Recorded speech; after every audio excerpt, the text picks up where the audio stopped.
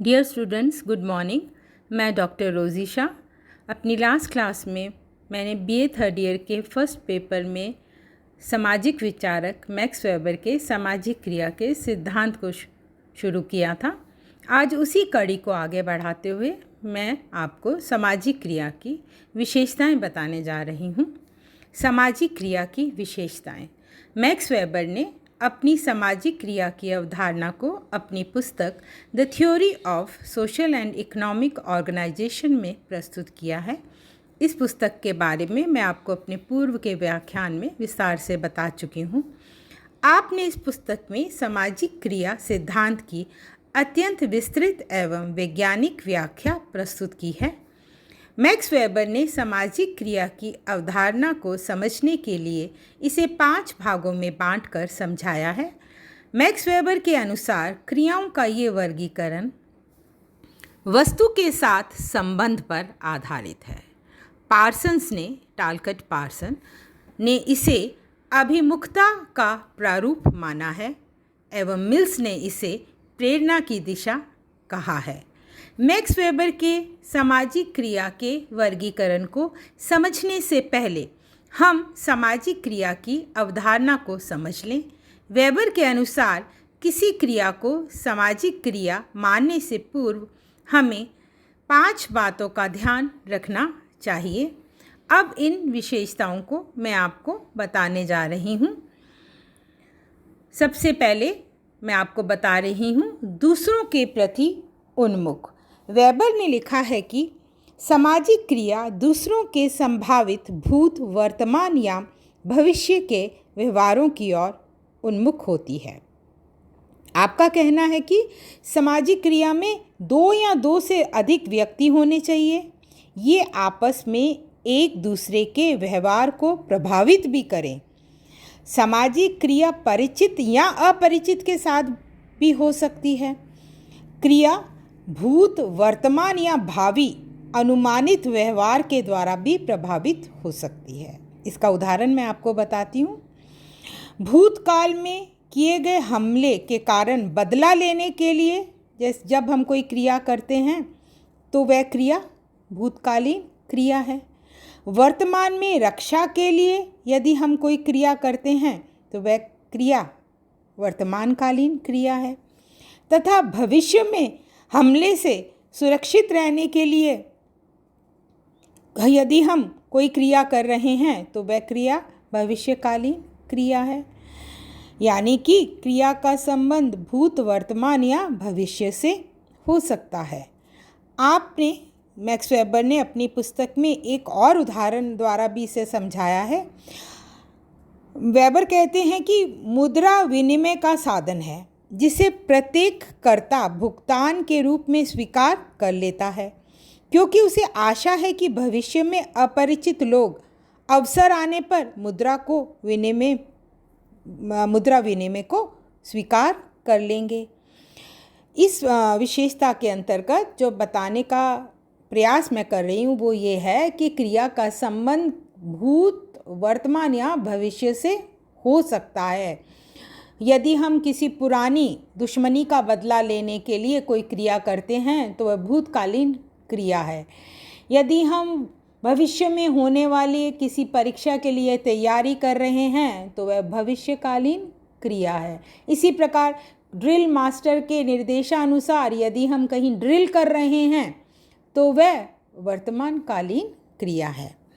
चलिए अब दूसरी विशेषता जानते हैं। प्रत्येक क्रिया सामाजिक क्रिया नहीं होती। वेबर ने सामाजिक क्रिया की ये दूसरी विशेषता बताई। प्रत्येक प्रकार की क्रिया, यहाँ तक कि बाह्य क्रिया भी वर्तमान चर्चा के अर्थ में सामाजिक नहीं है। आपने स्पष्ट करते हुए लिखा है कि बाह्य क्रिया यदि पूर्ण रूप से जड़ अथवा निर्जीव वस्तुओं के प्रति उन्मुख है तो वह असामाजिक क्रिया है, यानी वो क्रिया सामाजिक क्रिया नहीं है। सामाजिक क्रिया की रचना व्यक्तिनिष्ठ दृष्टिकोण करता है जब वह दूसरों के व्यवहार के प्रति उन्मुख होता है।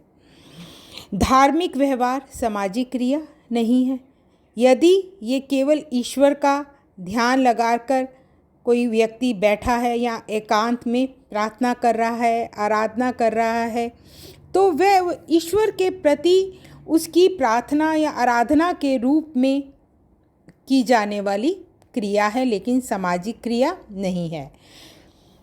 यदि मैं इसे एक थोड़ा विस्तार से बताना चाहूँगी, ईश्वर की आराधना करना, नमाज पढ़ना, अकेले में समाधि लगाना सामाजिक क्रिया नहीं है, लेकिन यदि ब्राह्मण के कहने के अनुसार पूजन करना, मुल्ला के कहने अनुसार नमाज पढ़ना सामाजिक क्रिया है, क्योंकि कर्ता के ये व्यवहार अन्य व्यक्ति मतलब ब्राह्मण या मुल्ला के व्यवहार से संबंधित है, तो ऐसी क्रिया कौन सी कहलाएगी? तो वह सामाजिक क्रिया कहलाएगी। अब मैं आपको तीसरी विशेषता बताने जा रही हूँ। प्रत्येक प्रकार का मानवीय संपर्क सामाजिक नहीं होता।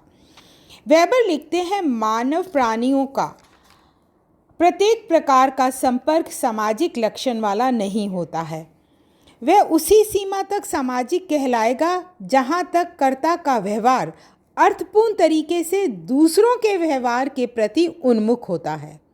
और आपने इसका उदाहरण भी दिया है, जैसे अगर दो साइकिल चलाने वाले आपस में टकरा जाते हैं तो ये प्राकृतिक घटना जैसी बात है। लेकिन यदि आपस में टकराने वाले मतलब जो साइकिल चला रहे हैं चालक, जो दोनों आपस में टकरा गए और आपस में हाथापाई करने लगते हैं, गाली गलौज करने लगते हैं, मारपीट करने लगते हैं या मित्रतापूर्ण बातचीत उनमें होने लगती है, तो ये क्रिया सामाजिक क्रिया कहलाएगी। यानी अगर वो केवल मात्र टकरा गए हैं तो वह सामाजिक क्रिया नहीं है, लेकिन यदि उनमें आपस में हाथापाई, गाली गलौज, मारपीट, मित्रतापूर्ण व्यवहार हो रहा है तो वह क्रिया सामाजिक क्रिया कहलाएगी। अब मैं अगली विशेषता आपको बताती हूँ। सामाजिक क्रिया समरूप नहीं होती। वेबर अपनी पुस्तक में लिखते हैं, सामाजिक क्रिया ना तो अनेक व्यक्तियों द्वारा की जाने वाली एक सी क्रिया को कहते हैं और ना ही उस क्रिया को कहते हैं जो केवल दूसरे व्यक्तियों द्वारा प्रभावित है। आपने इसे उदाहरण द्वारा स्पष्ट किया है। जैसे बरसात या वर्षा हो जाती है और सड़क पर लोग छाता खोल लेते हैं। इस प्रकार की क्रिया सामाजिक क्रिया नहीं कहलाएगी, क्योंकि छाता खोलने वाले लोगों की क्रियाएं एक दूसरे की क्रियाओं को प्रभावित नहीं कर रही हैं।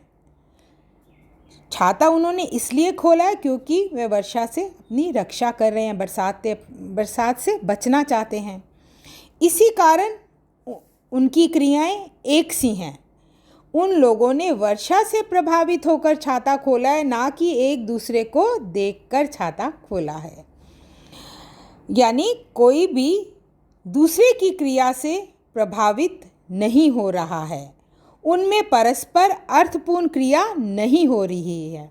इसलिए एक सी या समरूप क्रियाएं जरूरी नहीं है कि सामाजिक क्रिया ही हो। अनुकरणात्मक क्रिया सामाजिक क्रिया नहीं है।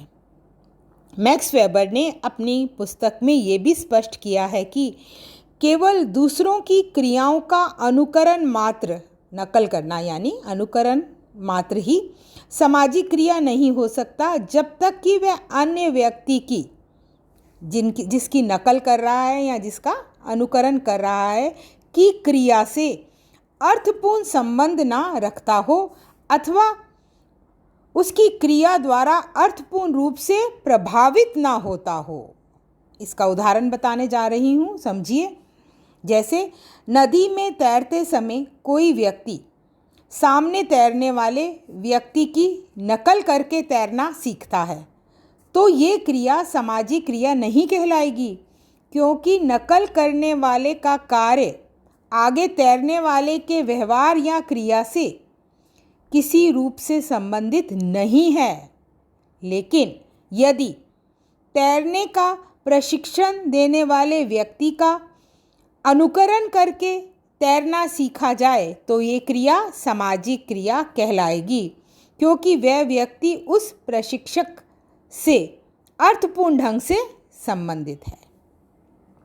मैक्स वेबर ने उपरोक्त 5 विशेषताओं का वर्णन किया है, लेकिन इन विशेषताओं के अतिरिक्त सामाजिक क्रिया की कुछ और विशेषताएं भी हैं जिनका वर्णन मैक्स वेबर के विभिन्न लेखों तथा पुस्तकों के अध्ययन में मिलता है। आपके तथा आधुनिक समाजशास्त्रियों के अनुसार कोई भी क्रिया तब सामाजिक क्रिया कहलाएगी जब 3 शर्तें पूर्ण करती हो। अब इन तीनों शर्तों के बारे में आपको बताने में जा रही हूँ। कर्ता और प्रतिकर्ता का होना, कर्ताओं और प्रतिकर्ताओं का होना भी इसी के अंतर्गत आता है। सामाजिक क्रिया में एक या अनेक कर्ता तथा एक या अनेक प्रतिकर्ता होते हैं जो एक दूसरे की उपस्थिति से अवगत होते हैं, तभी क्रिया हो सकती है। इनके संभावित रूप बताती हूँ मैं आपको, जैसे एक कर्ता एक प्रतिकर्ता, इसी प्रकार एक कर्ता अनेक प्रतिकर्ता, इसी प्रकार अनेक कर्ता एक प्रतिकर्ता और अनेक कर्ता अनेक प्रतिकर्ता में परस्पर सामाजिक क्रियाएं होना संभव है। परिस्थिति, सामाजिक क्रिया के लिए दूसरी महत्वपूर्ण शर्त परिस्थिति का होना आवश्यक है, जिसमें कर्ता या कर्ताओं और प्रतिकर्ता या प्रतिकर्ताओं एक दूसरे की क्रियाओं को प्रभावित करने से संबंधित वस्तुओं और विशेषताओं की सुविधाओं से सुसज्जित हों तथा एक दूसरे को प्रभावित करने की क्षमता रखते हों। मूल्य, तीसरी शर्त, मूल्य, विश्वास तथा प्रतीक। सामाजिक क्रिया के लिए ये महत्वपूर्ण शर्त कर्ताओं और प्रतिकर्ताओं के बीच सामान्य मूल्य, विश्वास तथा प्रतीक होने चाहिए तथा उनमें आपस में आशाएं और अपेक्षाएं होनी चाहिए। सामान्य मूल्य, विश्वास और प्रतीक होने से ही सामाजिक क्रिया संभव हो पाएगी। ये शर्तें सामाजिक क्रियाओं में भिन्न भिन्न मात्रा में तथा भिन्न भिन्न अनुपात में देखी जा सकती हैं। Thank you.